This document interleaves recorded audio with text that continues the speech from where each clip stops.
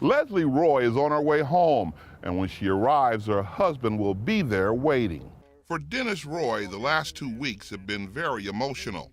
From the worst to the best, the things that happened, and she came through it, hardly any scathes, no damage or anything, so she wasn't injured or anything like that, just maybe a little emotional about it.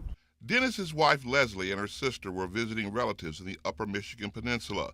They went sightseeing, and Dennis says they were not familiar with the area or the environment. There are a lot of snowmobile trails up there, and they have a lot of problems with the freeze thaws this time of year, where they got the freeze in overnight so they can drive in them, and then afternoon comes around and that crust kind of softens up a little bit and they can fall through there, and that's what happens. She got stuck trying to turn around because she got in too far. Dennis says the pair lost power in their car battery and the bears began to show up, but they still left the car to try to help themselves out of the situation. They had made some signs up on T-shirts they wrote down, and they walked like 2 miles down to a stop sign by a snowmobile track and hung a shirt on a sign that's saying that they were up there and stuck, and they'd made some notes on paper plates and I don't know what they were going to do, them hanging from trees or something, I guess, I don't know, but they were trying to figure out how to get help. Dennis says there were times when he thought he would never see his wife again,